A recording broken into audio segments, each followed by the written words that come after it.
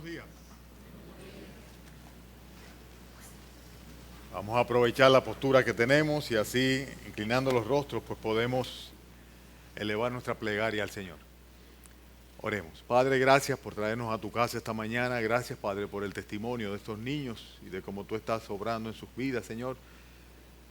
Oh, Padre, permite que memoricen tu palabra para que cuando sea tu tiempo, Señor, puedan recordar cada una de estas cosas, Señor, que serán aliento para sus almas, Señor.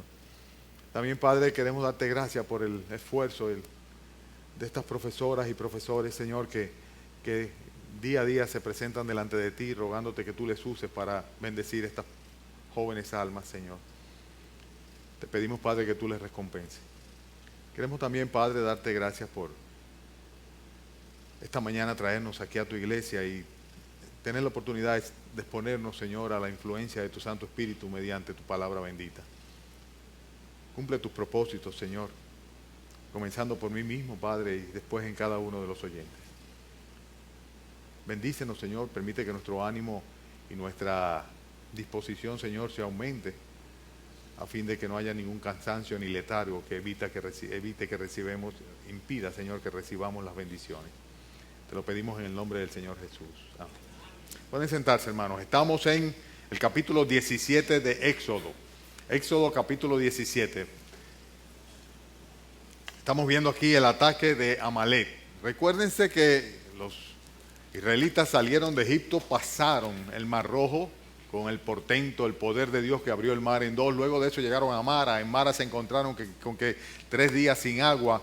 Y cuando encuentran agua, el agua era un agua contaminada, amarga. Dios hizo un milagro ahí, transformó el agua contaminada, el agua amarga la convirtió en agua potable. Ellos pudieron beber ahí. Luego de eso salieron a caminar al desierto, dirigidos por el Señor, siempre con una antorcha de fuego, una llamarada de fuego que le iluminaba de noche y de día una sombra de una gran nube. Y en estas condiciones llegó el momento en que el Señor les prometió que le proveería de alimentos, ya que se le acabó rápidamente lo que tenían cuando salieron de Egipto, ¿verdad? Y el Señor le proveyó codornices y le proveyó también pan del cielo. Estuvimos viendo cada una de estas cosas, como el Señor, a través de ese rocío que se convertía en una especie de algo sólido, por la mañana ellos recogían el maná, aquel que tenía sabor como de semilla de culantro, y con esto preparaban panes, y este alimento fue suficiente para preservarles en salud, no solamente en vida, sino en salud, con todos los nutrientes necesarios durante los 40 años que habrían de pasar en Egipto. Todo esto va pasando hasta que llegan a Refidín. Cuando llegan a Refidín, se supone que ya llegaron a un lugar cómodo, un lugar donde realmente no habrían de tener ningún tipo de problema, porque era un lugar de oasis, mas sin embargo resultó que no había tampoco agua. No hay agua, claman al Señor, se quejan, comienzan a quejarse de Moisés y contra Moisés. Y en este momento Dios pues se hace un portento milagroso, y es que de una peña seca en pleno desierto comienza Él a brotar agua, a dar agua a través de este milagro. Es lo que vemos nosotros en el capítulo 17 donde estamos, ¿verdad? En la primera parte. Este lugar fue un lugar donde se produjo una rencilla porque comenzaron a atacar a Moisés, a quejarse con Moisés. Y el Señor pues le provee una solución, pero apenas están pasando de esa prueba, apenas ya tienen la provisión de agua y alimento suficiente para poder pues sobrevivir, entonces se encuentran con otra prueba que viene, y es el ataque de los amalecitas. ¿Estamos en contexto? ¿Listos? Capítulo 17, versículo 8. Entonces vino Amalec y peleó contra Israel en Refidín. Y dijo Moisés a Josué: escoge los varones y sal a pelear contra Amalec. Mañana yo estaré sobre la cumbre del collado y la vara de Dios en mi mano. E hizo Josué como le dijo Moisés, peleando contra Amalec. Y Moisés y Aarón y Hur subieron a la cumbre del collado. Y sucedía que cuando alzaba Moisés su mano, Israel prevalecía. Mas cuando él bajaba la mano, prevalecía Amalec. Y las manos de Moisés se cansaban, por lo que tomaron una piedra y la pusieron debajo de él y se sentó sobre ella, y Aarón y Hur sostenían sus manos, el uno de un lado y el otro de otro. Así hubo en sus manos firmeza hasta que se puso el sol. Y Josué deshizo a Amalec y a su pueblo a filo de espada. Y Jehová dijo a Moisés: escribe esto para memoria en un libro, Di a Josué que raeré del todo la memoria de Amalek de debajo del cielo.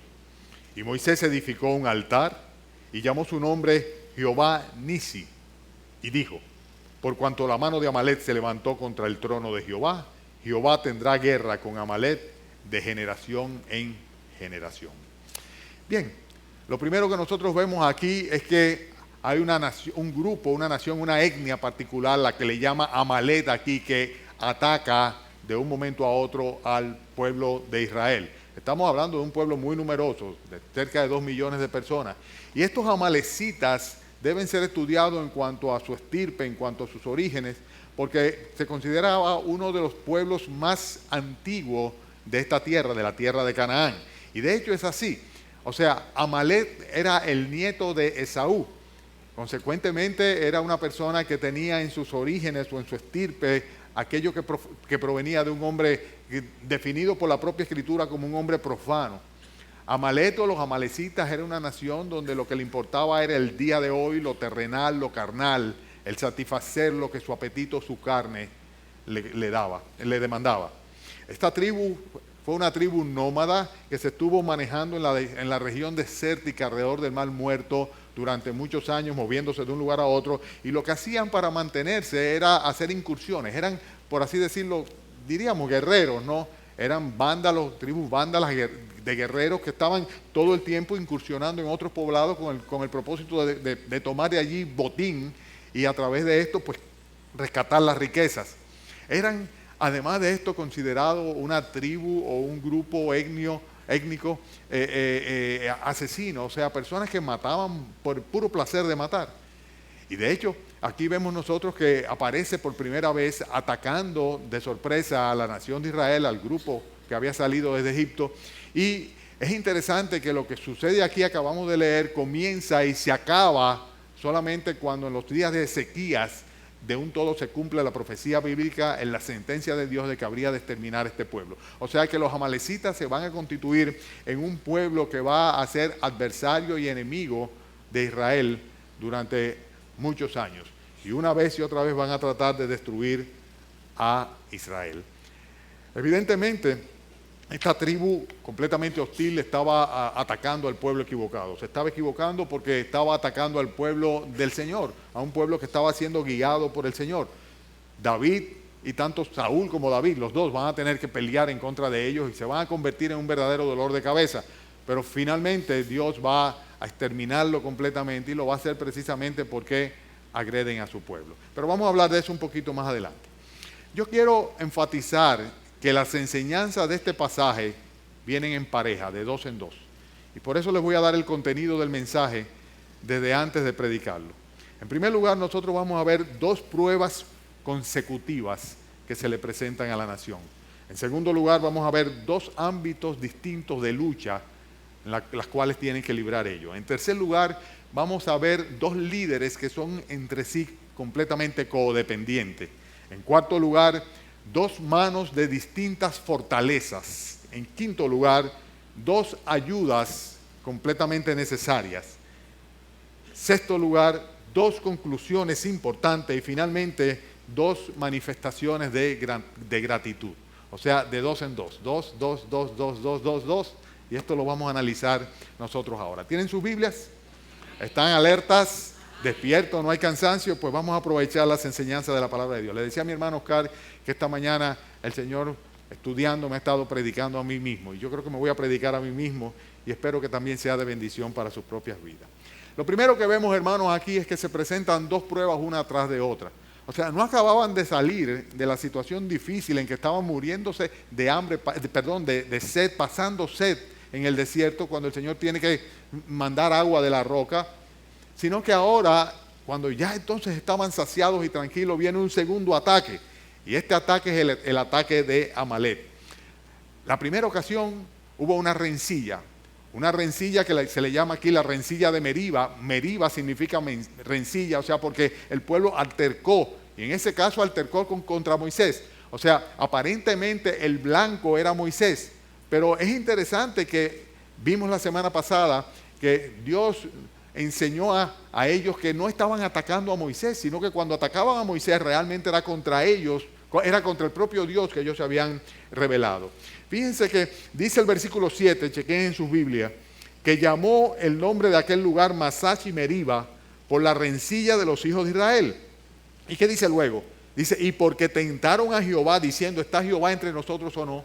O sea, Dios se tomó este pleito, esta rencilla, esta queja como algo personal. No era contra Moisés, realmente era contra Dios, porque Moisés no era otra cosa que un instrumento en manos de Dios para cumplir el propósito de Dios, que era llevar a los egipcios, llevar a los israelitas desde la esclavitud de Egipto hasta la tierra prometida, ¿verdad? O sea que en cierta manera podemos siempre hacer el paralelismo, porque nosotros somos cristianos que hemos sido sacados del mundo, del pecado, de la muerte, de la esclavitud, de la condenación para ser llevados al reino de Dios, a la gloria eterna, a la tierra prometida o al cielo prometido. El ataque contra Amalek, o el ataque de Amalek, mejor dicho, en contra de los israelitas es un caso similar. O sea, en este caso parecería que Israel era el blanco, o sea, querían atacar al pueblo de Israel. Pero Dios enseña de una manera muy clara que la agresión no iba dirigida contra el pueblo de Israel, sino que iba dirigida en contra de Dios, porque este pueblo estaba avalado, dirigido, respaldado por el propio Dios. Y miren cómo lo dice el versículo 16 al final del texto que leímos hoy. Dice, y dijo, al final del texto del versículo 16, por cuanto la mano de Amalek se levantó, ¿contra quién dice? Contra el trono de Jehová. Jehová tendrá guerra con Amalek de generación en generación. Y la primera cosa que nosotros tenemos que ver y considerar es que a pesar de que muchas veces nosotros como hijos de Dios, como pueblo de Dios, como personas, como cristianos, vamos a ser el blanco hacia el cual apunte Satanás. Sin embargo, por causa del Dios que está en nosotros, estás agrediendo a Dios. Está agrediendo a Dios. Y Dios lo toma como algo completamente personal. Tentaron a Jehová cuando tuvieron rencilla con Moisés. Y agredieron de una manera directa al trono del Señor cuando atacaron a los israelitas, ahora los amalecitas. O sea que a pesar de que los cristianos somos el blanco de los ataques del adversario, del enemigo, dice, en realidad es contra el que mora en nosotros que se levanta la oposición. Amalek, además de todo esto, es un tipo del pecado que nos está asediando constantemente. Cuando menos nosotros lo esperamos, viene un ataque de Satanás, muchas veces en forma de tentaciones, y como precisamente Amalek representa la carne, lo terrenal, lo profano, tenemos que tener mucho cuidado con estos ataques de lo profano, de lo terrenal, de lo carnal, que vienen en forma de tentaciones con el propósito precisamente de que nosotros traicionemos a aquel que mora en nosotros. Por eso tenemos nosotros que estar muy atentos, porque cuando menos nos lo esperamos, como le sucedió al pueblo de Israel, cuando ya habían pasado una crisis, ahí vino un segundo ataque, y en este caso, Satanás, nuestro adversario, el diablo, va a tratar de destruirnos una vez más. Vamos a buscar Efesios capítulo 6. Yo quiero que leamos un texto allá, en Efesios capítulo 6, para que después lo podamos referir de una manera constante. Efesios capítulo 6. Búsquenlo, que voy a esperarles. Efesios capítulo 6. ¿Ya lo tienen? Dice, por lo demás, hermanos, versículo 10. Por lo demás, hermanos míos, dice, fortaleceos en el Señor y en el poder de su fuerza. Vestíos de toda la armadura de Dios para que podáis estar firmes contra ¿qué? Contra las acechanzas del diablo. Porque no tenemos lucha contra sangre y carne, sino contra principados, contra potestades, contra los gobernadores de las tinieblas de este siglo, contra huestes espirituales de maldad en las regiones celestes. Por tanto, tomad toda la armadura de Dios para que podáis resistir en el día malo y habiendo acabado todo, estar firmes. Estad pues firmes, ceñidos vuestros lomos con la verdad, vestidos con la coraza de justicia, calzados los pies con el apresto del evangelio de la paz y sobre todo, tomad el escudo de la fe con que podáis apagar todos los dardos de fuego del maligno y tomad el yelmo de la salvación y la espada del Espíritu, que es la palabra de Dios. Orando en todo tiempo, con toda oración y súplica en el Espíritu, y velando en ello con toda perseverancia y súplica por todos los santos. Y por mí, decía el apóstol Pablo, a fin de que al abrir mi boca me sea dada palabra para conocer con denuedo el misterio del Evangelio, por el cual soy embajador en cadenas y que con denuedo hable de él como debo hablar. Fíjense, aquí voy a enfatizar la primera parte del pasaje que leímos. Dice, por los demás, hermanos míos, fortaleceos en el Señor y en el poder de su fuerza, vestidos de toda la armadura de Dios. ¿Para qué dice? Dice, para que podáis estar firmes contra las acechanzas del diablo. Realmente Satanás estaba y va a estar constantemente oponiéndose al pueblo de Dios, a los cristianos. Y va a utilizar todo lo profano, va a utilizar todo tipo de armas. Y por eso dice la Biblia que nosotros debemos fortalecernos en el Señor. Y que debemos ponernos la armadura del Señor. La armadura del Señor se ve de una manera muy clara. ¿Cuál es? Versículo 14. Habla de la verdad, de la justicia, de la predicación del Evangelio, de la fe. Habla de la espada del Espíritu, el yelmo, lo que se pone en la cabeza de la salvación, o sea, y dice, y orando en todo momento. Pero no vamos a entrar en esto ahora mismo, sino que lo vamos a referir pura y simplemente a través del desarrollo del mensaje. Volvemos de nuevo a Éxodo capítulo 17. Éxodo capítulo 17. Hemos dicho que se le presentan dos pruebas consecutivas a Israel. La necesidad de agua, el Señor la resuelve milagrosamente y ahora viene un ataque de Satanás a través de los amalecitas con el propósito de destruirle como nación. Y en un caso y en el otro, el blanco parecía ser Israel, pero realmente estaban peleando contra Dios, quien es que está detrás de su pueblo, siempre detrás de su pueblo, dirigiéndole, o delante de su pueblo, mejor dicho, dirigiéndole, guardándole, cuidándolo. Por eso tenemos que estar advertidos con toda la coraza del Señor, con toda la armadura de Dios, porque estos ataques pueden venir en cualquier momento y cuando pensamos ya, ahí viene de nuevo un segundo ataque. Después de esto tenemos dos ámbitos de lucha. Versículo 8. Dice, entonces vino Amalec y peleó contra Israel en Refidim. Y si bien se trataba de una batalla real, al mismo tiempo era un ataque espiritual contra el pueblo de Dios. Dios nos da los instrumentos, como lo vimos hace un rato, en la armadura de Dios, para que nosotros podamos resistir, y ellos habrían de salir de la batalla victoriosos, organizados, animados, y sobre todo, habiendo constatado el poder de Dios que estaba detrás de ellos. A veces Dios permite que a nosotros nos sucedan estas cosas pura y simplemente como una manera de fortalecernos, es lo que dice la palabra de Dios en cuanto a las pruebas. Las pruebas de nuestra fe lo que tienden a hacer es sencillamente pulirnos, fortalecernos. Lo malo es que nosotros no vemos el final, sino que vemos solamente el proceso. Pero ahí es donde entra en juego la fe, de saber que Dios está detrás de todo esto y que Dios de alguna manera habrá de glorificarse en cada uno de nosotros. Pero es interesante ver el hecho de que cuando nosotros nos encontramos frente a una situación real, vivencial, muchas veces perdemos de vista lo que hay detrás de ello. No somos capaces de ver lo que se mueve en términos espirituales. Y a la larga, destruirnos espiritualmente es lo que el adversario quiere, inhabilitarnos completamente. Por eso es tan importante que nosotros estemos apercibidos para saber quién es nuestro verdadero adversario, para atacarlo con las armas que el Señor nos da y no en términos carnales. Muchas veces lo que tratamos es resolver el asunto en términos carnales, a veces inclusive echando a un lado nuestra naturaleza. Recuerdo una vez que tuve una querella de un empleado que nunca trabajó con nosotros, que trabajó con nosotros durante una semana. Y ni siquiera lo sabía yo que había trabajado con nosotros porque era un peón que trabajaba con un maestro de constructor. Y este maestro constructor, pues lo llevó a la construcción para que le ayudara a él y después lo despachó.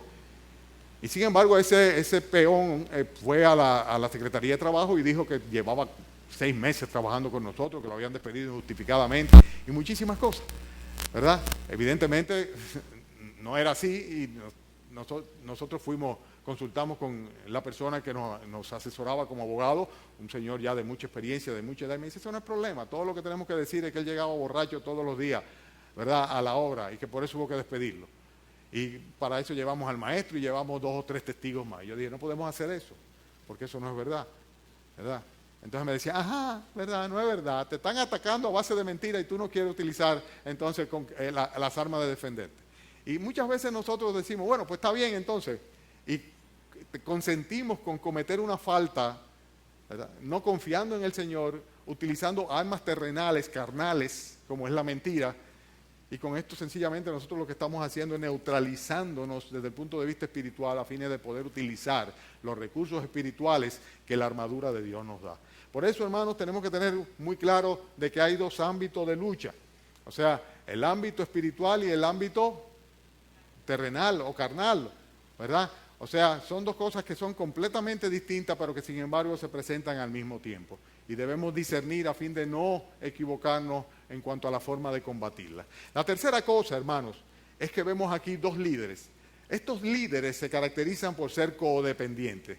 En el versículo 9 dice que Moisés le dice a Josué: escógenos varones y sal a pelear con Amalek. Mañana yo estaré sobre la cumbre del collado y la vara de Dios estará en mi mano.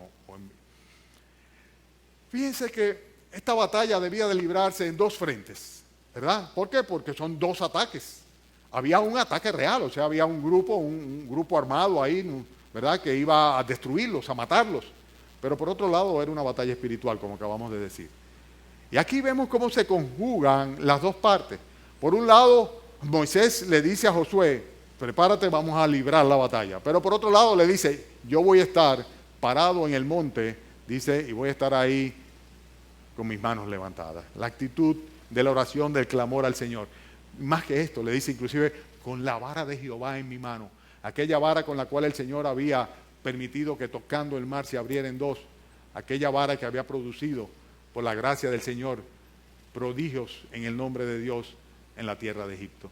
La manifestación visible de la autoridad en ese báculo que llevaba Moisés, la autoridad de Dios representada en esa vara. Y entonces vemos que Moisés sostiene su vara en alto, ¿verdad? Y mientras Moisés está orando, entonces Josué está haciendo ¿qué cosa?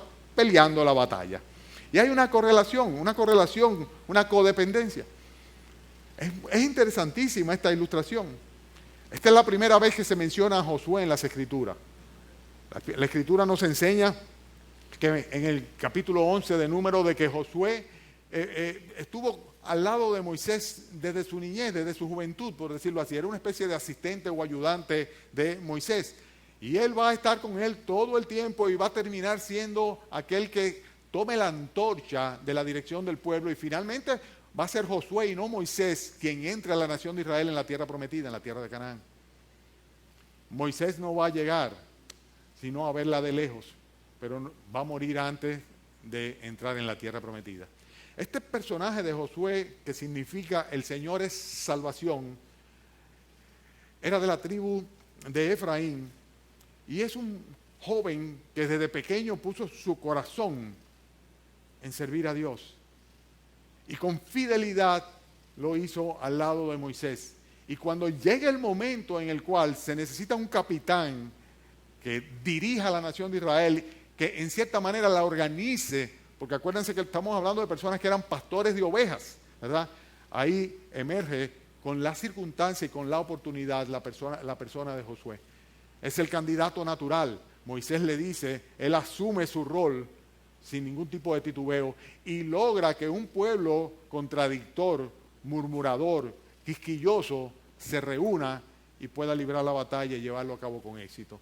O sea que aquí no vemos nosotros al pueblo de Israel quejándose, sino sencillamente dispuesto a seguir el liderazgo de Josué y el liderazgo de Moisés. Esto es interesantísimo. El pueblo no se queja y nosotros tenemos que tener presente de que con quejarnos cuando vienen los problemas no hacemos nada, sino que lo que tenemos es que afrontar los problemas, afrontarlos en los dos ámbitos. Y el primero y el principal de todo es en el ámbito espiritual. Moisés debía estar allá arriba y Josué debía estar en el campo de batalla. Ambos codependientes. Uno necesitaba al otro. La batalla y la victoria era del Señor y finalmente Dios utilizaría a ambos para lograrlo. En la iglesia de nuestro Señor Jesucristo, la palabra de Dios nos enseña que sucede también lo mismo. O sea, no hay nadie que no sea importante en la iglesia de Cristo. No hay nadie que no sea necesario. Si alguno de ustedes piensa que en mi condición de pastor soy más importante que ustedes, Dios no dice eso y yo no me lo creo. Tampoco, de ninguna manera pienso que no hay 27,000 relevos que Dios levanta, 27,000 Josué. Por el contrario, los hay y están aquí, entre ustedes. Pero lo que sí tenemos que tener presente es que solos, desde ninguna posición en la cual el Señor nos coloque, nosotros podemos librar con éxito las batallas espirituales que se libran alrededor de nosotros. El diablo tratando de destruir nuestras familias. El diablo tratando de destruir nuestras esperanzas. El diablo tratando de destruir y destruyendo nuestra nación. Y tenemos que librar la batalla y tenemos que hacerlo al unísono. Tenemos necesariamente que librarla en ambos ámbitos, el espiritual y el físico. El real no debo decir, el espiritual es el real, ¿verdad? El material, quise decir. Pero tenemos que hacerlo dependiendo el uno del otro. De ahí la importancia que hay tan grande en que estas dos manos que tienen distintas fortalezas se unan en un solo trabajo. Y es el cuarto punto que tenemos hoy. Estamos hablando de dos manos con distintas fortalezas. ¿No le parece gracioso lo que dice el versículo 10? Dice, hizo Josué como dijo Moisés peleando contra Amalek. Moisés y Aarón subieron a la cumbre del collado y sucedía que cuando alzaba Moisés su mano, Israel prevalecía. Y cuando bajaba la mano, prevalecía Amalek. ¿Quién era que estaba ganando la batalla? ¿Quién era que estaba ganando la batalla? ¿Era Josué y los que estaban peleando en el terreno o era Moisés? ¿Quién era? Ambos lo estaban haciendo. Y es interesante cómo Dios evidencia la fortaleza de Él y su presencia en la batalla a través de el fortalecer las manos involucradas en ella. En el caso de la mano de Moisés, nosotros vemos la vara de Dios alzada, la actitud de oración, el clamor de Moisés al cielo, y Dios, mientras estamos haciendo eso, está dándole la victoria a Israel. Y en el caso de Josué con unas manos que parecían incansables, peleando una batalla que duró hasta el anochecer. Y es interesante que las manos de Moisés sí se cansaron, sin embargo las manos de Josué no dice la Escritura que en ningún momento desfallecieron. ¿Y qué querría decir esto? A mí me parece muy obvio, a mí me parece sumamente obvio. Yo creo que ustedes deben haber llegado a la misma conclusión mía. Estaban los dos librando la batalla al unísono, ¿verdad? Uno se cansa y el otro no se cansa. ¿Por qué? Porque son dos tipos de esfuerzos completamente diferentes. La oración es una lucha, es una batalla y demanda esfuerzo extraordinario. Y por eso la Biblia dice que debemos ejercitarnos en la oración, para que cuando necesitemos de ella, de clamar al Señor, de apelar al Señor, de hacer acopio de todas las promesas de Dios, pues estemos ejercitados, acostumbrados a hacerlo y no nos sea difícil. Por el contrario, podamos perseverar en la oración, como dice la Escritura que debemos hacerlo con toda oración y súplica y con acciones de gracia. O sea que, fíjense qué interesante esto. Vemos a Moisés desfallecer, se le caen los brazos. Y cuando se le caen los brazos, parecería que se le caen también, y de hecho se le caen las fuerzas al ejército de Israel, que comienzan a perder la batalla.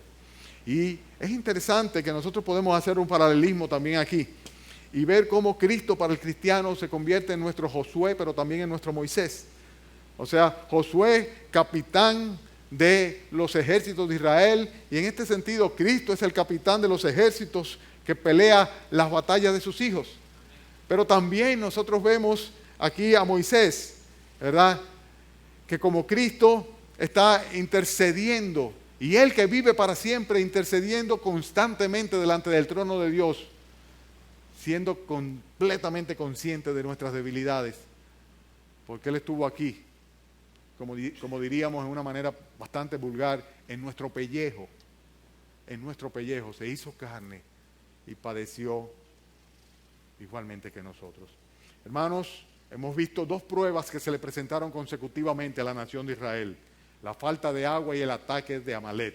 Después vimos dos ámbitos de luchas completamente diferentes, pero que vienen concomitantemente, el físico y el espiritual.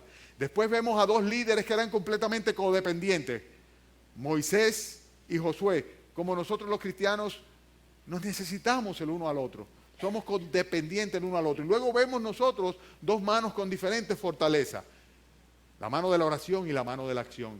Nosotros tenemos necesariamente que fortalecernos unos a otros, interceder unos a otros y ayudarnos unos a otros en la acción. Porque cada uno de nosotros está siendo constantemente atacado por nuestro adversario. Estamos siendo atacados. La Biblia lo advirtió, el Señor no se equivoca, todo aquel que quiera vivir piadosamente en Cristo Jesús sufrirá persecución, ataques del adversario. Después de todo esto, hermanos, nos toca lo que tiene que ver con dos ayudas que se hacen necesarias. Y es el caso de Aarón y de Hur. Versículo 12. Dice, y las manos de Moisés se cansaban, por lo que tomaron una piedra y la pusieron debajo de él y se sentó sobre ella. Y Aarón y Hur, este Hur no había aparecido antes, parece ser que era algún tipo de asistente de Moisés también, dice, sostenían sus manos. Aarón, ustedes saben que era hermano de Moisés, ¿verdad? Dice, el uno a un lado, el otro al otro lado. Así hubo en sus manos firmeza hasta que se puso el sol. Y Josué deshizo a Amalek y a su pueblo a filo de espada. Lógicamente, la enseñanza me parece también muy obvia, ¿no? Moisés estaba ahí arriba y llegó un momento en que Moisés se le caían los brazos. Se le caían los brazos, perdía el pueblo. Los brazos marcaban la dependencia de Dios. Subía los brazos en súplica, en oración con la vara, el pueblo de Israel comenzaba a batir a sus enemigos, destruía a sus enemigos. Es interesante esto, porque muchas veces, hermanos, se tiene la falsa imagen de que aquellos que están ministrando y que están sirviendo somos una especie de súper espirituales, imbatibles. Y lo que somos posiblemente sea todo lo contrario. Personas muy atacadas y personas muy frágiles. Y es necesario que tengamos claro que tengan ustedes claros, hermanos, que tengamos todos claros que a los que están ministrando, a los que están liderando espiritualmente, hay que aguantarle las manos. Y esto es porque nadie es nadie, todo lo es el Señor. Y esto tenemos que tenerlo completamente claro. Yo le doy gracias a Dios por ustedes, hermanos, cada uno de ustedes, que ustedes saben quiénes son ustedes, que con una palabra, con una oración, con un pensamiento, con una atención, con cualquier detalle, ¿verdad? Han en tantas ocasiones levantado mis manos, porque tiendo a decaerme frente a las pruebas, frente a los tormentos. Por eso, hermanos, es tan importante tener presente que siendo una batalla espiritual, nadie es suficiente si no es por la gracia de Dios. Y por eso necesitamos todos apoyo. Por eso nunca debemos dejar de apoyar y orar. Lo hacemos con nuestros misioneros cuando los presentamos en oración cada miércoles aquí. Y oramos porque el Señor les guarde, bendiga a su familia, les provea para sus necesidades, les guarde del mal.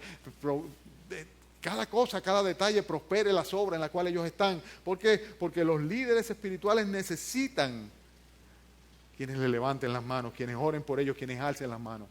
Si no hubiera sido por la firmeza de Aarón y de Hur, que le agarraron cada uno una mano, uno de un lado y el otro del otro lado, mientras Moisés estaba sentado, lo que nos enseña la Biblia es que la batalla se hubiera perdido. ¿Por qué? Porque Dios quería que fuera así, simplemente Dios quería que fuera así. Una palabra de aliento, una oración, es una forma de reanimar muchas veces a aquellos que están ministrando. Y aquí vemos nosotros estas dos cosas, estas dos ayudas que fueron imprescindibles y necesarias. Si no hubiera sido por Aarón y si no hubiera sido por Hur, las manos de Moisés se hubieran caído y la batalla se hubiera perdido. Y volvemos y decimos, ¿quién es más importante? Josué, los que estaban en la batalla, Moisés con su báculo y sus manos levantadas, o Hur y Aarón. Yo diría que ninguno, Dios y todos. Dos puntos más y terminamos. Me he acelerado porque yo sé que te tomó mucho tiempo la introducción, el culto. El sexto punto son dos conclusiones importantes. Vamos a ver cuáles son estas dos conclusiones en el versículo 14. Jehová dijo a Moisés, escribe esto para memoria en un libro y di a Josué que raeré del todo la memoria de Amalek de debajo del cielo. La primera cosa, la primera conclusión de este episodio es que debía, ¿qué dice? Escribirse. Dice, escribe esto para memoria. Y debía escribirse precisamente en memorial. En los tiempos bíblicos un libro era un pergamino de cuero, por lo general escrito de un solo lado y que se enrollaba. Y esto era el libro, o lo que se conocía como un libro. Y el Señor le manda a Moisés que escriba. Y aquí vemos nosotros la primera orden que avala y evidencia que Moisés fue el autor material del Pentateuco. O sea, la persona que Dios utilizó para escribir los primeros 5 libros de la Biblia. Moisés vivencialmente estuvo allá presente recibiendo de Dios, ¿verdad? Todo aquello que debía dejarnos a nosotros como un legado escrito. Pero es interesante que le dice el Señor que debe escribirlo como memorial, como memoria. Porque ellos no debían olvidar de ninguna manera la victoria que el Señor le había dado ese día contra Amalek. Ni la orden tampoco que el Señor le estaba dando para destruirlo. Amalek va a ser una de las naciones que va a tratar de erradicar a Israel. Y a través a lo largo de toda la historia hemos visto que cada vez que una nación, un imperio, un pueblo se ha opuesto en contra de la nación de Israel con el propósito de destruirlo, ha terminado siendo destruido esa nación. Es lo que hemos visto. Simplemente nos remitimos a la historia, a los hechos históricos. Y el Señor le dice, recuerda esto, escríbelo. Y es interesante que en el Salmo capítulo 83, no lo busquen, lo voy a leer yo, dice, confirma el salmista esta realidad cuando dice, han dicho, venid y destruyámoslos para que no sean nación, refiriéndose a Israel, refiriéndose a lo que han dicho los pueblos enemigos de Israel. Dice, han dicho, venid y destruyámoslos para que no sean razón y no haya más memoria de Israel, porque se confabulaban de corazón a una contra ti, han hecho alianza las tiendas de los edomitas, de los ismaelitas, Moab y los agarenos, Jebal, Amón y Amalek, los filisteos y los habitantes de Tiro. Todos estos pueblos que se propusieron destruir Israel y hoy día no existen. La victoria fue entonces y hoy día será también de parte de Dios. Y esta es la segunda enseñanza o conclusión importante. En primer lugar, debemos recordar, memorizar las victorias del Señor. Siempre nos van a servir de aliento. Y en segundo lugar, debemos también nosotros dársela a Él, reconocerle que la victoria es de Él. Como dice el versículo 16 que ya leímos hace un rato. Dice, por cuanto la mano de Amalek se levantó contra el trono de Jehová, Jehová tendrá guerra contra Amalek de generación en generación. El problema no era de los israelitas, era del Señor, que era quien realmente representaba a los israelitas. En otras palabras, tenemos nosotros que recordar las victorias del Señor, no olvidarlas de ninguna manera y atribuírselas a Él y no creer que son victorias propias. Finalmente, hermanos, y con esto termino, vemos 2 manifestaciones de gratitud. Y esto es el versículo 15. ¿Están conmigo? Vamos a terminar pronto, pero esta es la parte más importante. El Señor le da la victoria, los libera de ese trance terrible que tienen contra estos enemigos mortales. Y dice el versículo 15 que Moisés edificó un altar y llamó su nombre Jehová Nisi. Yo estaba esperando que los niños lo mencionaran, ¿verdad? Jehová Nisi. ¿Qué significa Jehová Nisi? ¿Alguien sabe? Mi estandarte. ¿Qué es un estandarte? Una bandera, ¿verdad? Era lo que se levantaba para identificar las tropas como un grupo, como un ejército, el estandarte de las tropas. Bien, en primer lugar, y antes del estandarte, yo quiero enfatizar que él dice aquí que edificó un altar. ¿Y qué es un altar? Un altar es un lugar de adoración, ¿verdad? Donde se adora a Dios. Vemos nosotros que lo hizo también Noé. El primero que vemos que edificó un altar fue Noé luego del diluvio, ¿verdad? Y luego vemos que Abraham lo hizo en varias ocasiones, cuando llegaba a un lugar en gratitud a Dios, un lugar donde pudiera adorarle. Pero un altar también es un lugar de sacrificio. Un lugar de sacrificio donde se ofrece una víctima para conseguir o implorar la misericordia de Dios. Un altar es un lugar donde se redime y donde se redime por sangre también, con derramamiento de sangre. Un altar es un lugar donde se encuentra el perdón, donde el pecador viene al encuentro de un Dios santo para obtener el perdón y la redención. Y ¿saben una cosa? Un altar no es otra cosa que el Monte Calvario. El lugar donde el Señor Jesucristo como ofrenda, como cordero, se ofreció a sí mismo, se sacrificó, para que en ese lugar precisamente nosotros, a través de su sacrificio, pudiésemos conseguir redención y perdón de nuestros pecados. Y es interesante esta primera manifestación de gratitud, establecer un altar para el Señor. Cada uno de nosotros creyentes hemos experimentado la presencia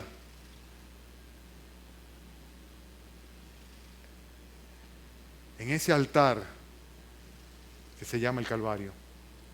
Cada uno de nosotros tuvo que llegar hasta ahí.